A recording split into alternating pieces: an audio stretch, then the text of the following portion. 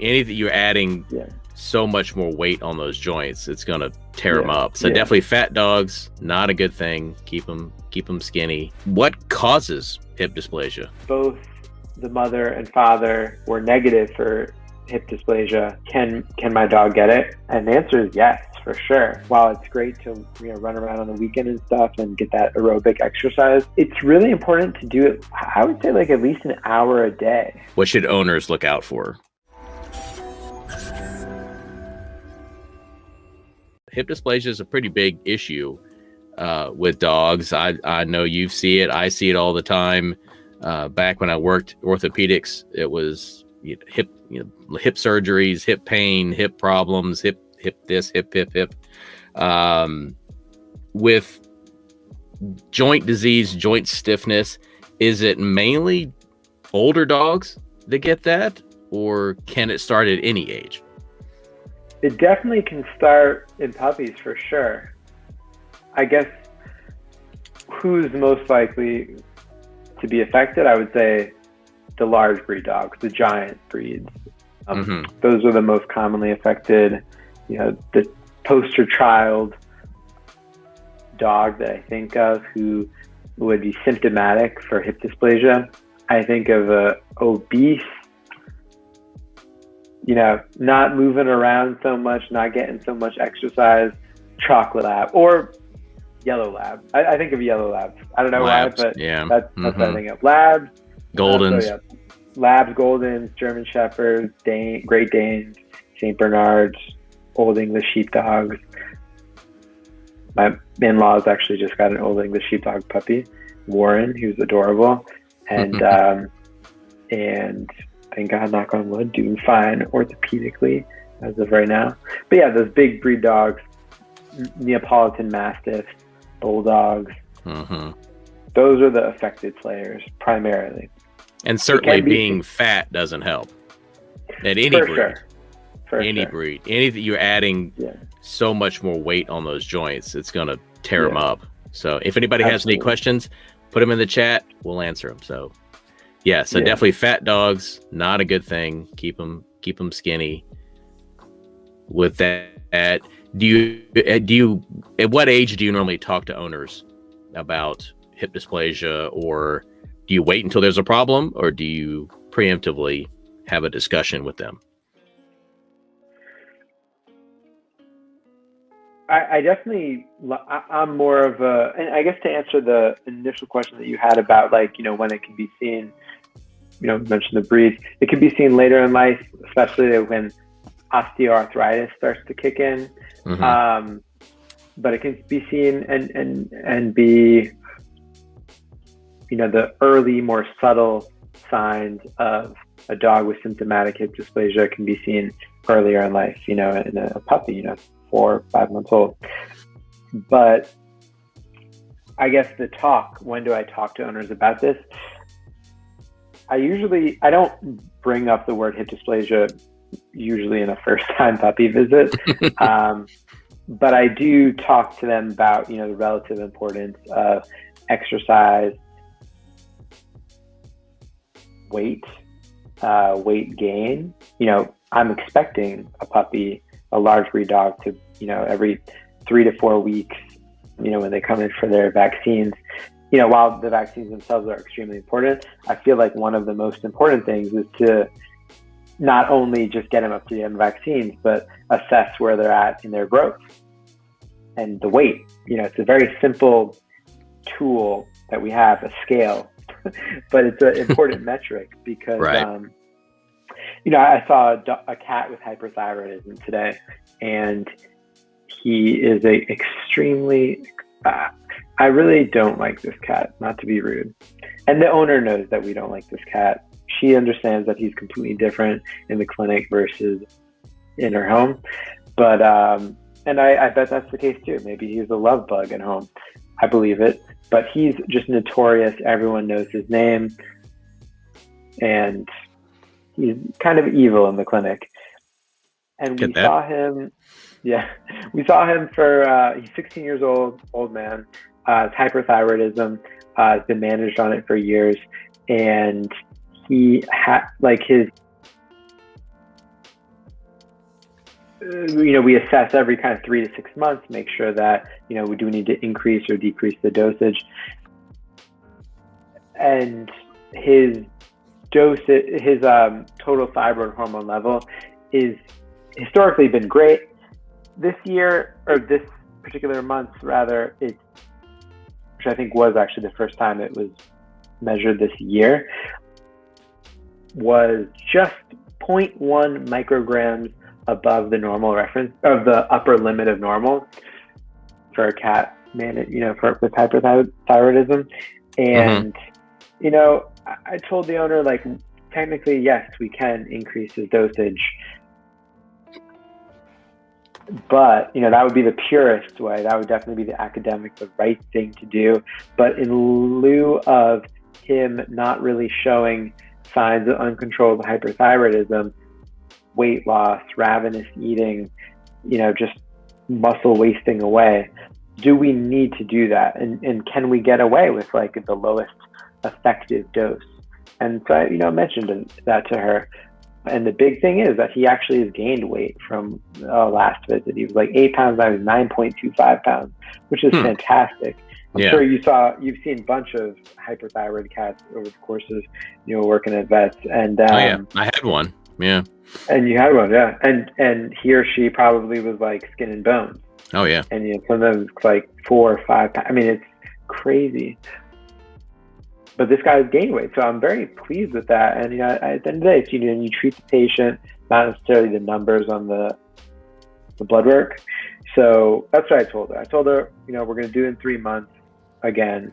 If it goes up more, sure, we can do that. But for me, the big thing, the takeaway is the fact that he's gained weight and looking a little bit better. So with that in mind, when I see young Mastiff puppy, and he's supposed to gain weight, that's what they do, and it's such exciting, fast growth phase in their life. But he's little chub. I really have to kind of. I'm not chastising the owner, but I definitely tell them, like, listen, it's good that he's gained weight, but it's not good that he's gained this much weight. And these are the reasons why. And this is what we want to prevent. It's good that he's not showing any symptoms now, but we need to kind of modulate the amount of calories that you're giving. And then so, I talk to them, they tell me the specific diet that he or she's on. We go on the back of the nutrition label and, see how many calories per cup or, whatever diet it is, and kind of dose reduce. But I think, I have the conversations early. I don't necessarily specifically say the words hip dysplasia at the first puppy visit, because I do want to have the owners leave with like a sense of not dread. I think it's important that the first time, especially like I would say on the daily, I have at least 1 or maybe even up to 4 new pet owners, like first time pet owners. Wow. It really is like a puppy pandemic.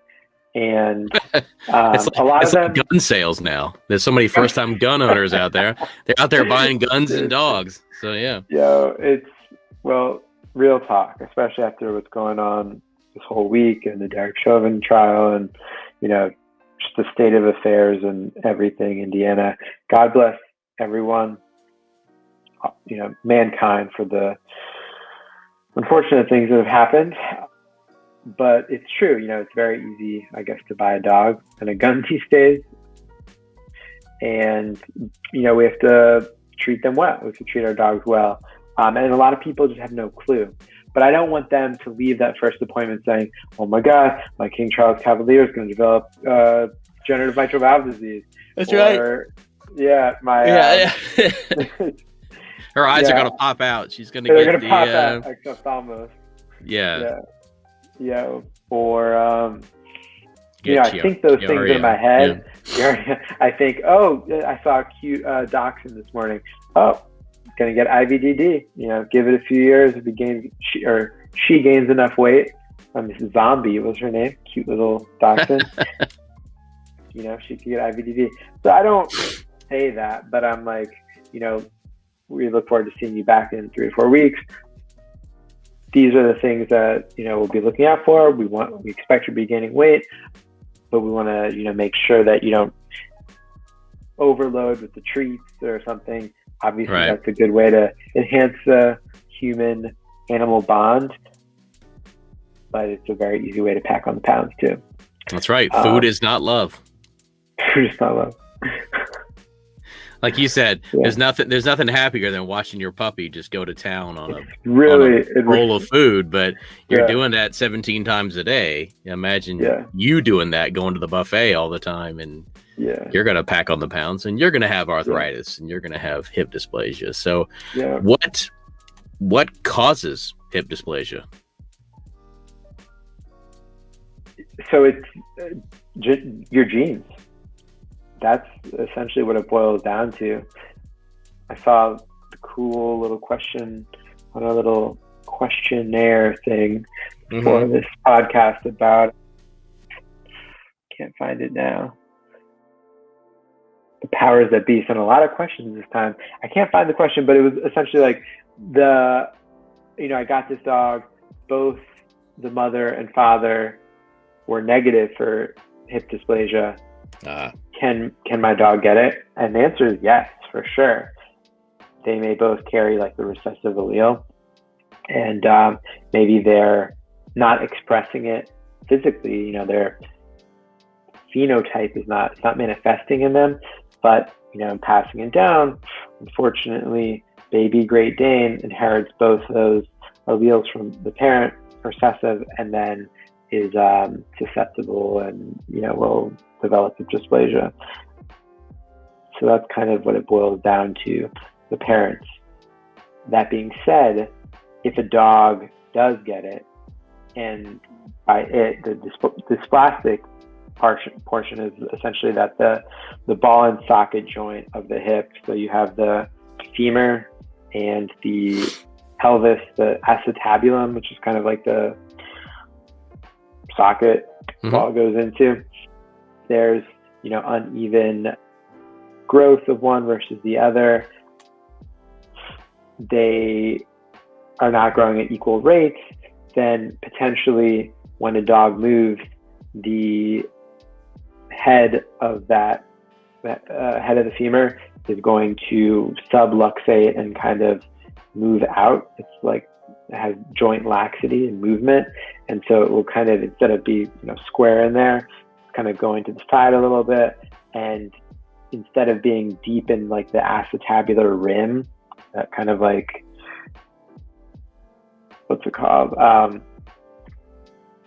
a satellite, an observatory. You think of those like big space observatories that like with that big indentation in the ground.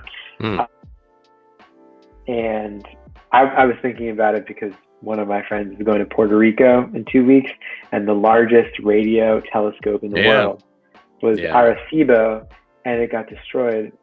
Sadly. It fell apart. Yeah, it fell apart, which is so sad. It fell into disrepair, and then they were talking about like, well, maybe we should tear it down, and then it fell apart.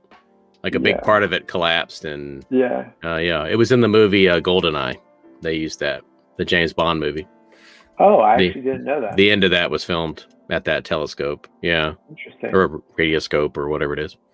Well, I'll have to check out that scene. My then fiance and I went, that was our last trip before COVID. We went to Puerto Rico, and nice. I told her, I learned about this in my Spanish class in high school.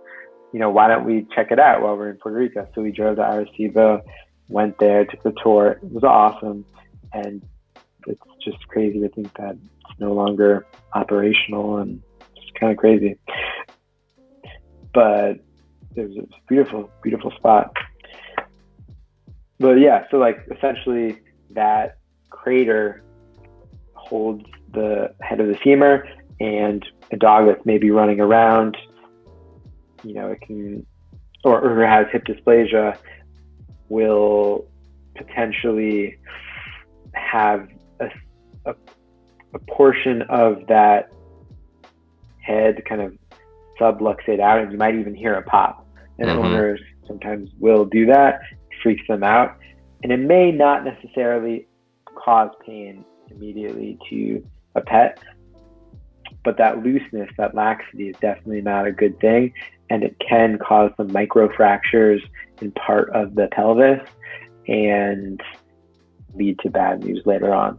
But that being said, a dog who has hip dysplasia, and I don't know like the statistics, what percentage are going to develop lameness or, difficulty getting up or, irritation, swelling of the joint, swelling of the limb, versus those who are relatively asymptomatic. But it's something that, even though genes are a huge part of it, it's like nature and nurture. And so, as we mentioned, being overweight, being a dog who isn't active, those are big contributing factors. And another thing is like some of my owners say, oh no, he gets like a bunch of exercise. We go on hikes on the weekend, every weekend. But if during the regular day, like work week, he's not moving at all, that's actually a bad thing. So I do stress to owners that while it's great to run around on the weekend and stuff and get that aerobic exercise, it's really important to do it, I would say, like at least an hour a day. And maybe the owner won't hit that hour, but I tell them an hour so they can at least strive for it.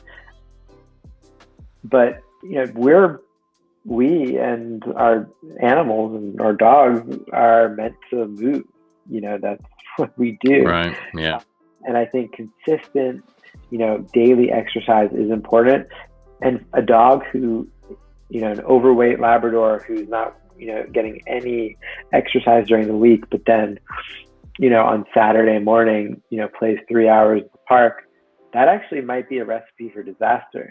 Yeah. Because like a weekend warrior. And then all of a sudden they're not used to moving the joint so much, and then they pull a cruciate, or they do have hip dysplasia, and it really does start to manifest after those weekend warrior outings. So it's, we can't, sorry, were you gonna say? No, go ahead. Yeah, I mean, we can't necessarily prevent hip dysplasia. You can't, but you can do a lot of things to offset the onset of symptoms, or potentially prevent them from happening in a dog's life. How do you test for hip dysplasia, and how old does a dog have to be before you can start monitoring for hip dysplasia? So you test with radiography, taking x-rays of the hip, and one of the best projections would be the ventrodorsal, the VD view, and that will kind of show you the hips and kind of how much coverage they have in that acetabulum. And there's like this thing called Penn Hip, or the Orthopedic Foundation of America, or something, and yes. You can send they're really like sticklers for like the exact views. You probably did a lot more of that than I did, but we did. We had a lot of breeders come in, and I think don't quote me, but I think it's about 6 months old. You can take or 2 years. I can't remember how old it was, but it's you come in, and they'd want the VD pelvis. And they were so particular about how everything is and the alignment and yeah. So majority of the time, it's easier just to sedate the dog, because they're relaxed. They're not fighting you. They're not, whatever. We had a V-tray. Basically, it was just, I think we stole it. The trough thing? The trough. We stole it from ultrasound, because it's big. It's like dark purple. And it's got foam inside of it. And we plop the dog down in there, and it's able to align them really well. And we had digital x-rays, so we could take, look, no, adjust, take. Even now, it was my job to hold the, take the legs and turn them in, and you had to get the patella right over the knee, and the legs had to be straight. They couldn't be, in or out or anything like that. yeah, we did the pin hip and stuff, and had it, and we, printed them out, or not print them out, but save them to a disc and send them off to whoever that certifies hips, because people who are breeding dogs, they want to know, does my dog have hip dysplasia, or it's going to have hip dysplasia? So that was kind of a feather in their cap to go, no, my dog's hips are awesome. And we do the same thing with elbows. We do hips and elbows. We x-ray the elbow, for any kind of possible elbow dysplasia, or a fragmented coronoid process or anything like that. We'd have to get them on the table, and we'd have to flex that elbow beyond probably where the dog was happy. So again, sedation works. But we had it down. They would, so-and-so's coming in for hips and elbows. It's like, oh, all right. And we'd knock the dog out and get it done. So it was reverse. Bigger dogs are tough, man. Bigger dogs, they got big legs. I think that's the only reason they kept me around the clinic. Because I may not have been the greatest technician, but I could definitely twist those legs in there, and I was definitely stronger than anybody in the place. But it's tough for those guys. So I've got on here, I was reading some of the questions that they sent us. Is how much exercise is too much exercise for these guys? And if you want to do about an hour a day, if there's a dog and he is just going full tilt all the time, is that also a bad thing for these guys in terms of like arthritis or joint health? Yeah, I mean, I guess it really depends on the individual, on the breed, predisposition. Like certain dogs are not built to do 4 or 5 mile hikes. Like I'm not expecting a Great Dane to do that. I think it really depends on the patient and its clinical history. For a dog that has hip dysplasia and is overweight, and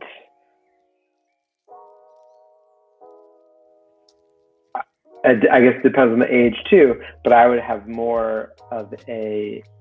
I would put more emphasis actually on, trying to get the weight down before, ramping up. I mean, it's hard. There's no right answer here, but especially when sometimes there is such a thing as too much exercise, for sure. And I just, I tell owners what I think is probably best based on their dog's specific needs and body condition and age. And, with the assumption, with this older dog, and with or without x-rays having been taken or not, if there's osteophyte development and osteoarthritis that's kind of started, those dogs probably are going to be in a lot of pain after long bouts of exercise. So it really, really depends. What are some of the signs that your dog may have some OA or osteoarthritis or hip dysplasia? What should owners look out for? Yeah, I mean, owners should be looking out for difficulty getting up from a laying or seated position. They should be looking for lameness, and that could be of one limb or multiple limbs. Or it could be like a shifting leg lameness is kind of a classic sign. So it's like, oh, it was the right one, but oh wait, maybe I still think it was the left. So that's kind of like one of the things that you listen for in a history. So those are ones, vocalizing if you touch a specific joint, or, you bump into them or something and they're not really liking that. Maybe even growling or trying to bite because it hurts. It could be joint swelling. Those are big ones to look for. Fever, sometimes inappetence, lethargy. These are the kind of non-specific signs, but you start, thinking based on the dog's signalment and age, body condition, as start ruling out some things. Hey, if you like this video, don't forget to like and subscribe to the channel and share it with all your animal-loving friends. My name is Mike the Voice Monkey, and we will see you this week with Dr. Max on Ask Our Vet.